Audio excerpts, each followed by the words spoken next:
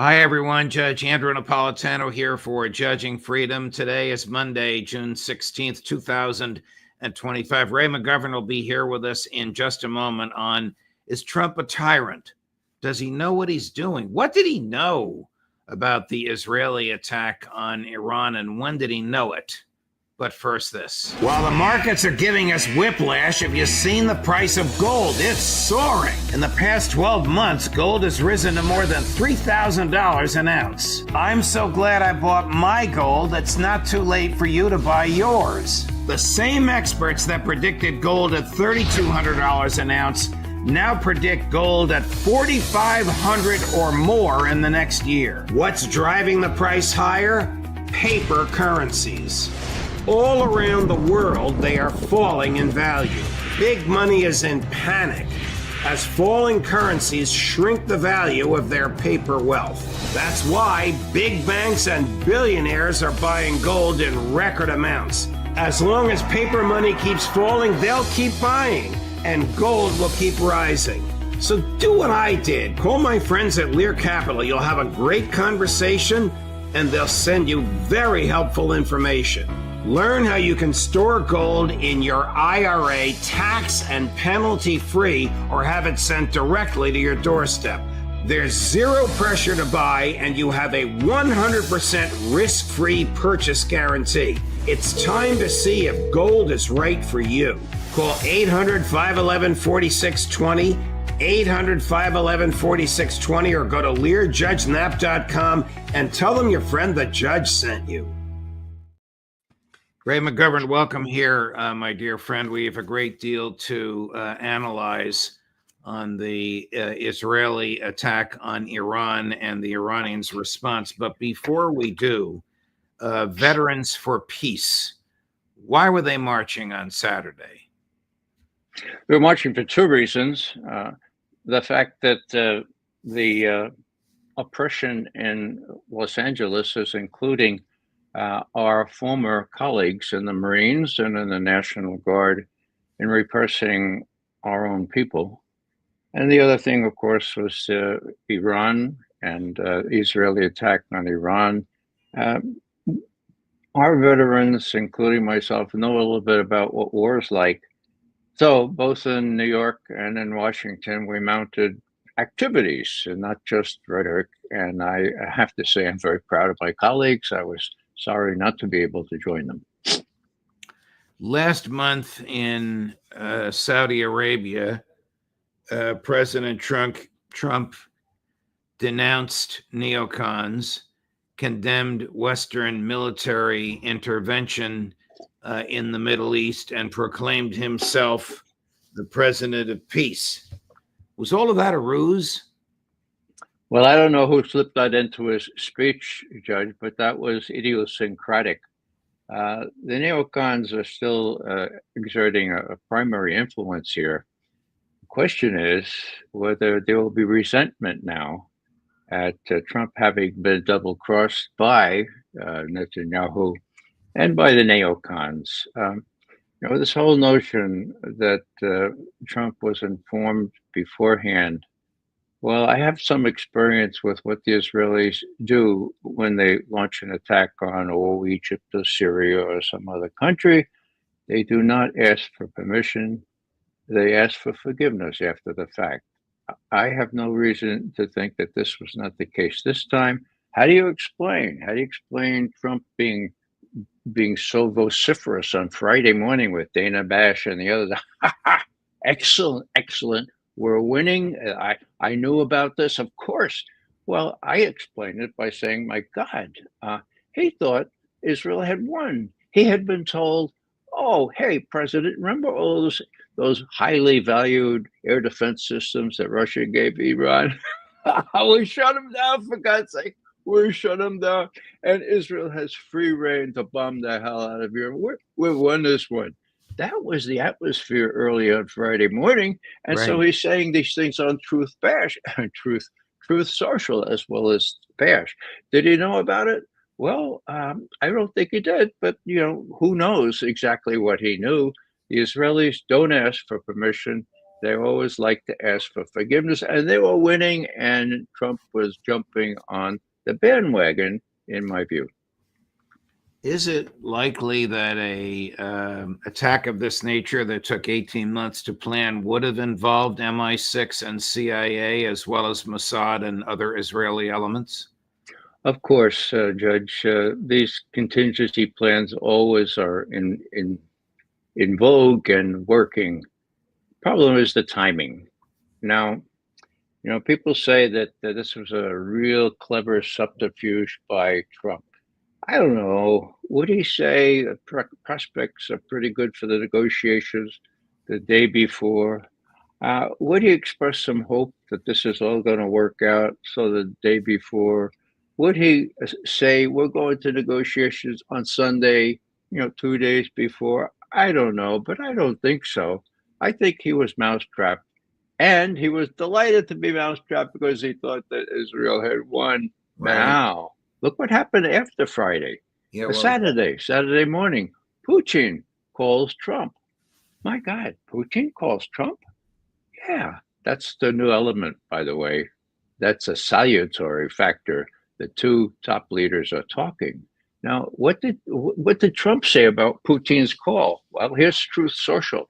President Putin called me earlier this morning, very nicely wished me a happy birthday. But more importantly, talk at length about Iran, a country he knows quite well. Okay. We're going to talk about Ukraine next week. Last sentence. Putin feels, as I do, this war in Israel-Iran should end, to which I explained his war should also end, the one in Ukraine. Now, more important was the Russian readout.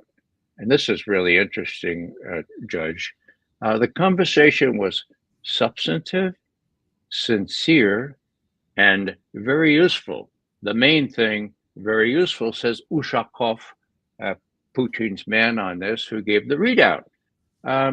Vladimir Putin denounced Israel's military operation, but then he reminded that there were Russian mediation offers in the offing, and that the current escalation needs specific steps to meet mutually agreeable agreements, so there's no escalation.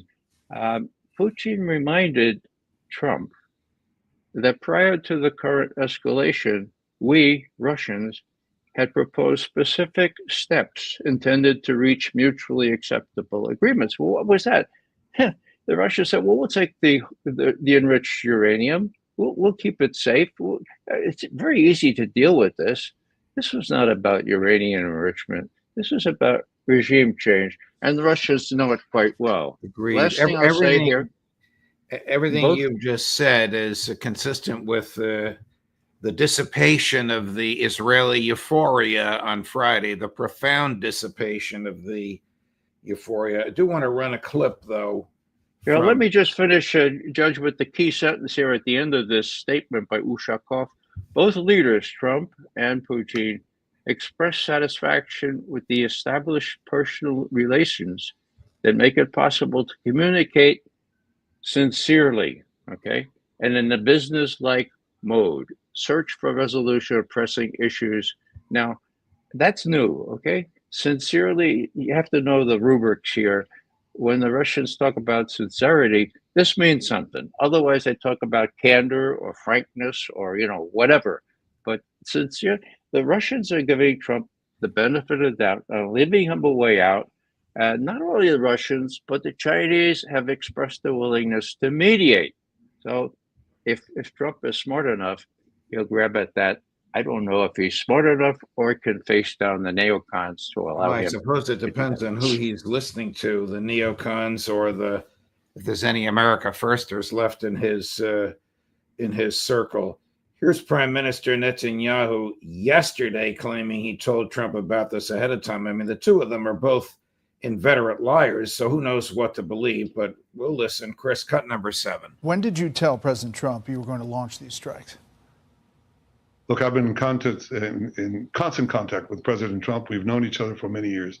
And obviously we informed our American friends and President Trump, our great friend, ahead of time. We did. He knew about it, of course. He knew about it, of course. I guess he didn't tell his Secretary of State, Marco Rubio, that is the nominal and de facto Secretary of State, who, of course, posted on social media that the United States knew nothing about it and had nothing to do with the planning. It seems from Alistair earlier today, and I gather from you as well, and we'll hear from others throughout the day. Larry's on in an hour and a half. That Iran's response has been more terrifying and catastrophic than the Israelis even told their own people, and that Iran's air defenses have not been substantially degraded, nor has their offensive weaponry. That's very clear, Judge, and the proof is in the pudding. Trump listened to Putin. He said, yeah, okay, if you want to mediate, that's good. Actually, the Russian media yesterday said, Trump said he had no problem with Russian mediation here. So, the tide has changed. Israel cannot prevail without U.S. support. That's why you have Netanyahu and Dana Bash and everybody else saying, oh, you know all about it, so he's going to keep supporting them, or else he's a renegade and a coward. So the pressure is on Trump. But, I kind of think there's a better than even chance they will say, I hate being mousetrapped. I don't know if I'm going to be dragged. I think the Russians and the Chinese may be able to work something out because they have a big, big stake in the oil and in the fact that, Iran is right next to Russia there. They don't want an atomic explosion or a nuclear explosion and the fallout going through the past Caspian Sea up into. I mean, the nuclear issue is key here. Nobody mentions it. But I don't put it past Netanyahu in dire straits, in extremis, as we say, to resort to nuclear weapons. Why does anybody call attention to that? That's what I think is motivating the Russians and the Chinese. Is it your view that Trump's snub of Netanyahu when he went to the Middle East was a stunt? That the leaked information from the White House that Trump was angry with Netanyahu was a stunt. All of this, that Trump's statements 2 days before the attack, we're looking forward to the next round of negotiation, was a stunt. The Witkoff saying, yes, they can have enrichment. No, they can't. Yes, they can. No, they can't, was a stunt. That all of this was part of American plotting and planning to deceive and lull the Iranians into a false sense of security so that Netanyahu could attack during that false sense of security. I know that's the general feeling out there, Judge, but that assumes that Trump is really clever and that the neocons really don't have such a hold on him. I don't think, what Witkoff said to the Jewish group there was just so outlandish just a couple of days before all this went down. And it looked like they were preparing. The Russians said, you ought to go ahead, go to Oman and see if you can meet with the Iranians. Of course, the Iranians wouldn't meet under these circumstances, but the negotiations are now being propounded by the Russians and by the Chinese. Judge, what worries me most is this. The Shiites in Iraq, predominant majority, are really ticked off now, okay? Their government has said, U.S., get the hell out of our country finally, would you please, like you agreed to several years ago? And I'm afraid that whether a Shiite in his own interests or whether Israeli agents in the Shiites will take off after an American base up in northern Iraq or northern Syria in a false flag attack and say, look, your American troops have been killed, 5 of them, okay? And it was done by the Iranian-sponsored terrorists. You can't get out of this now. That's what I fear right now because Israel is in dire straits. A false flag attack is more than likely, it seems to me. Well, here's Dana Bash from CNN. Apparently, she was given a telephone interview with the president over the weekend, which she was not permitted to record. No, it was Friday morning, Judge. Okay, Very whenever. early Friday morning. That's important. Okay. Whenever it was, she had this interview with him, and then she called into CNN to recount from her memory and her notes what he told her. Here's a portion of what she said, particularly the last few lines, which turned Alistair's stomach. Chris, cut number 12. And then he went on to say this: Iran should have listened to me when I said, I gave them, I don't know if you know this, but I gave them a 60-day warning, and today is day 61. And then he said they, meaning Iran, should now come to the table to make a deal before it's too late. And then he said something really noteworthy. He said, the people I was dealing with are dead, the hardliners, to which I just wanted to underscore. So what you're saying is Israel has now killed the people who you were dealing with. And he said very sarcastically, they didn't die of the flu. They didn't die of COVID. Does any of this surprise you? Well, it turns my stomach too, Trump, but one must remember that this was the heyday. This is when Iranian air defense forces had been not working for, we later learned, 8 hours, okay? Right. Israel was winning, right? And so Truth said the same thing on Truth. Trump said the same thing on Truth Social at exactly the same time that he gave Dina Bash a special interview. So it was this heady atmosphere that Israel was winning, whether they told us or not. I mean, how embarrassing would it be for me, Trump, to say, "Whoa, this beats the hell out of me"? The Israelis have tactic. I mean, he didn't have the option of saying, "No, I didn't know anything about it." Now the whole thing has changed. Okay, now it's very clear that Iran is winning. Okay, and oil terminals in Israel, not to mention nuclear facilities, are being hit by hypersonic missiles that cannot be defended against. So Putin is offering on Saturday morning, right? He's offering Trump a way out here. Look, let us be mediators. And Trump the next day, yesterday, says, I have no problem with Russia being mediators and the Chinese as well. So there is a chance that if the Chinese and the Russians talk sense into Trump, he'll see that this is not a win-win for him. This is a lose-lose unless he comes to terms with the fact that, yeah, they got those air defense facilities up right quick. And now it's Israeli air defense facilities that are being obliterated. Do we know how much damage the Israelis caused? Did they, in fact, as they claim, penetrate the nuclear enrichment facilities? I don't know, Judge, but I'm told that Fordo, where they have the real centrifuges and all, is a half-mile down into a mountain, okay? Now, if that's half-mile, now, if that's true, there are only certain weapons that the U.S. might try to use to get at those. I don't think these mother of all bombs is going to be given to Israel. And, nuclear weapons could do it too, but my God, the U.S. is not going to do that first. I hope. Will Israel do that first? I just don't know. Here's a guy doing genocide in Gaza. Here's a guy that I think mousetrapped our president. Here's a guy that does all kinds of things without warning. This is another thing that hasn't been emphasized.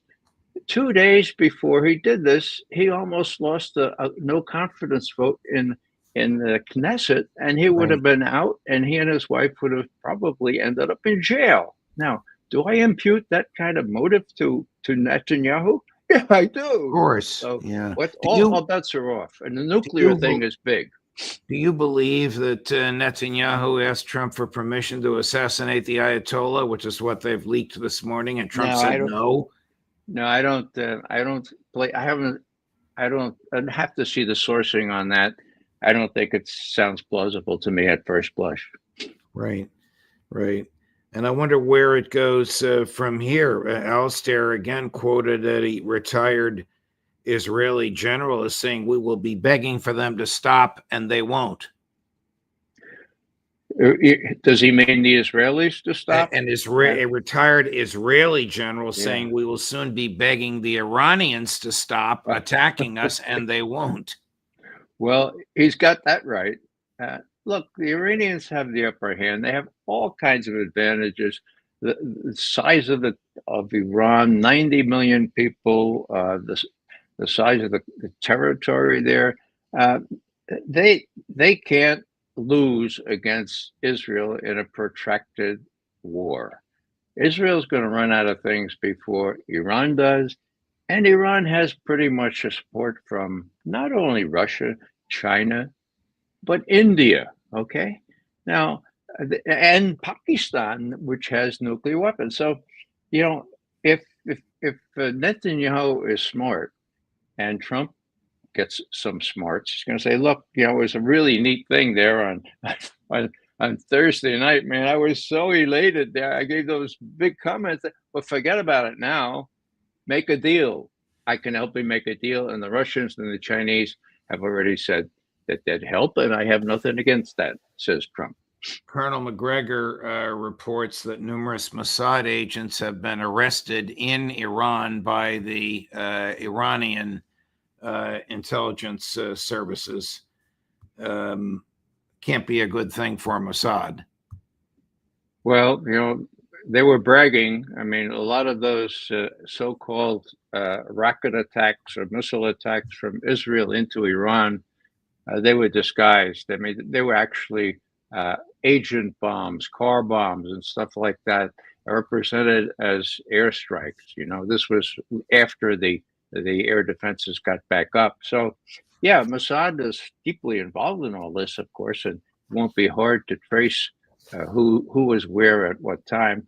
And, Mossad is used to taking losses like this. I don't think it will impede them in any way. We started this conversation by my asking you about Veterans for Peace and marching. Here's a non-veteran who happens to be an eye surgeon. He's also the junior senator from Kentucky, who has a very interesting observation about President Trump's parade. Senator Rand Paul, Chris, cut number 11. I'm all for the president appearing and doing enlistment ceremonies at military bases. I've been with the president at Dover to receive home our dead soldiers, and so those who have been killed in action, and to mourn their loss. But I just never liked the idea of the parade, because I grew up in the 70s and 80s, and the only parades I can remember are Soviet parades for the most part, or North Korean parades. And the parades I remember from our history were different. Everybody remembers that famous scene of the soldier, dipping the girl and kissing the girl in New York in a ticker tape parade. But we were rejoicing the end of war, and we were rejoicing our soldiers coming home. And that absolutely ought to be commemorated and discussed every year, Memorial Day, Veterans Day. But we never glorified weapons so much. And I know he means well. I don't think he means for any of this to be depicted in another fashion, but I'm just not a big fan. And then there is the cost. I mean, we're $2 trillion in the hole, and just an additional cost like this, I'm not for it. Oh, well, it's a parade. We spent $50 million on it. It's history. He got his moment in the sun, and we'll probably want to do it in another year when he turns 80. Judge, that reminds me of something that probably most people have not heard, but it's a true story. At the very end of World War II, after the Russians had lost 27 million people, they paraded the German soldiers up into this city. I forget which city it was. And these are young kids. They're hungry. They're tired, and they stopped the platoon and just let the crowd all gather around them. And there was hate around. And a Russian babushka, an old grandmother, went up to one of the young 16-year-old German soldiers and gave him a piece of bread and some other things that she had there.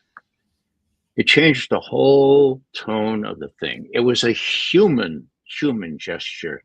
And the onlookers, they still had a bit of hatred in their eyes, but say, look, let's be human to these guys. And I say that parades need to be human, and that was just the opposite of the chest thumping that we all witnessed yesterday. Thank you, Ray. Thanks very much for your time. We'll look forward to seeing you with Larry Johnson at the Intelligence Community Roundtable on Friday. All the best, my friend. You're most welcome, Judge. Thank you. And the aforementioned Larry Johnson will be here at 1:30. Excuse me, at 11:30, his usual time, 11:30. At 1 o'clock, Scott Ritter. At 2 o'clock, Professor Saeed Mohammed Marandi from Tehran. Judge Napolitano for Judging Freedom.